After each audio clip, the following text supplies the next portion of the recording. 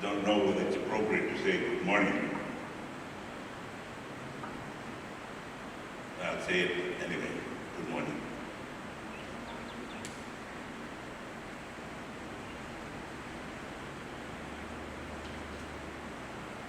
I will read a statement that I made on behalf of the People's Alliance, and which was printed in part by the Fiji Times on Tuesday of this week. But before that, I'd like to thank Mrs. Narayan and Laura for bringing back to mind the Constitution of Fiji, brought into being by the Constitution Amendment Act of 1997, enacted into law on the 25th of July of that year, after some very, very thorough research was done in Fiji and the world by those commissioned to do that work by His Excellency the President of Fiji at that time, the late Rabuka Semara. And they were the former Governor General and Archbishop in Wellington, Sir Paul Reeves, former Governor General of New Zealand, former Archbishop of the Church of England in Wellington. The late Thomas Sivatoro, the nominee of the Songasonga Republic, nominee of the Prime Minister that I was at the time, and the late Professor Bridge Lashwa, whom we gather to remember this morning. That Constitution, some say, is no longer in force, some say no longer in use, some say it's still alive.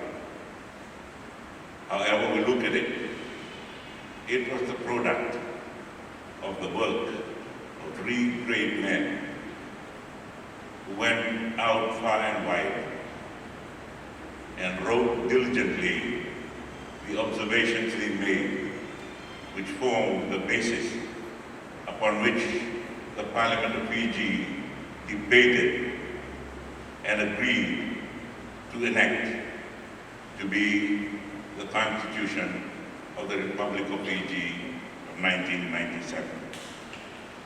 And this is what I wrote on behalf of the party, the People's Alliance, on Boxing Day, the 26th of December.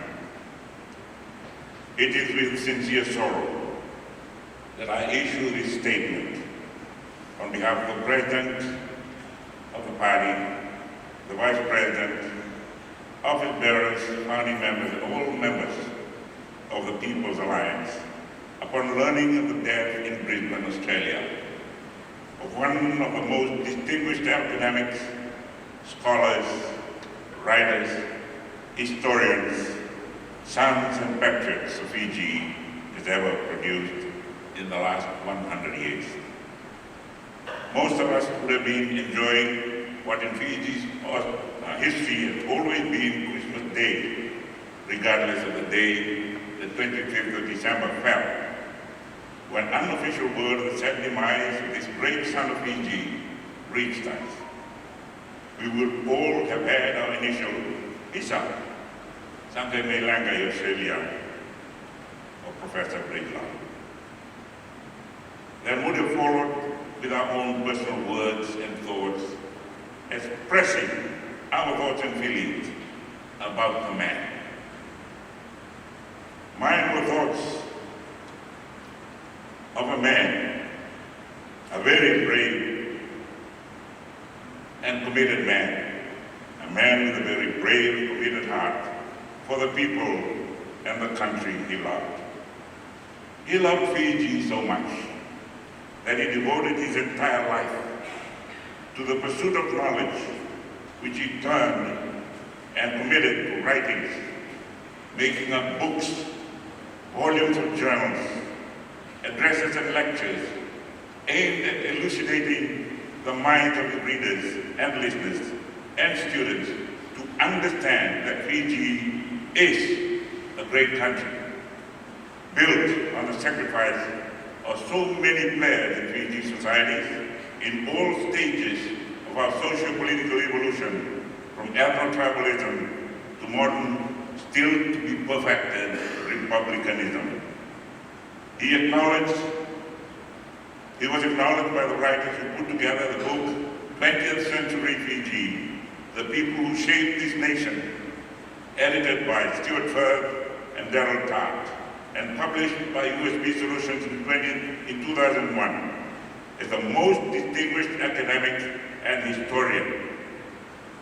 Most distinguished academic and historian Fiji has produced. I personally think that that statement is not totally true, crediting Fiji with producing such a man. I personally think that much of what the world saw in and of Professor Bridgelau were his own achievements, the result of his own personal dedication and determination to excel and make others excel.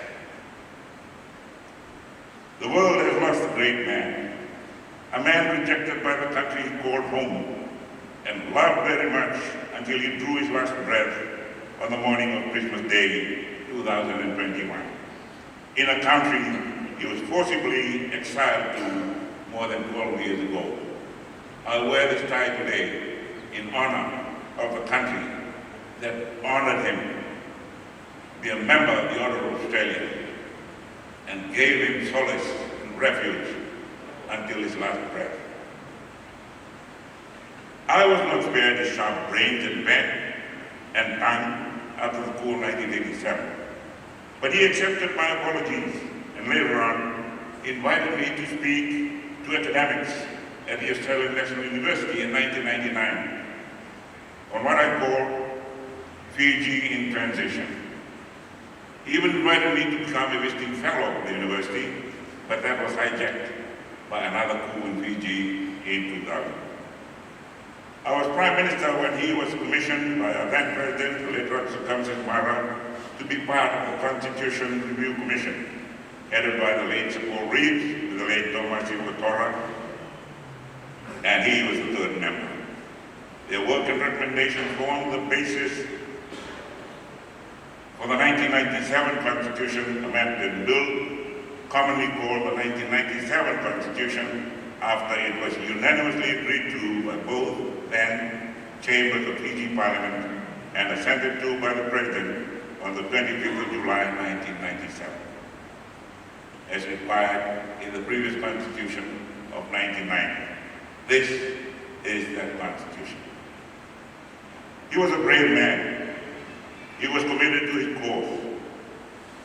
He was courageous, and his courageous words were taken sadly out of context by authorities who expelled him from his home country, where he was born and brought up. In his early years, on a cane farm in Tambia near Lamasa and Bulwadem, in the province of Malwata, which our current president heads as its paramount chief. He spoke out against the 2006 military coup, as he had done against 1987 and 2001. But for his latest opinions expressed in 2015, he was classified as posing a threat to Fiji's peace, defense, public safety, public order, and security of the government of Fiji, and was prohibited indefinitely from returning to Fiji. His death closes the most tragic and cruel closing chapter of a great life that was never intended to threaten anyone else's. With his passing, let me quote from Jesus' most famous teaching, the Sermon on the Mount, which I also quoted in my Christmas message. Blessed are you, when people insult you, persecute you, and falsely saying all kinds of evil against you, because of me, because of righteousness. Rejoice and be glad, because great is your reward in heaven. For in the same way they persecuted the prophets who were before you. Matthew 5:11-12. Our sincere condolences go to Dr. Padma Rao, all your family members, friends and associates. As we promised at the launch of the People's Alliance in November on the 11th of October of this year, we are still committed to allow you, Dr. Padma Rao, to return to your beloved Fiji, although now sadly it will be without your beloved husband.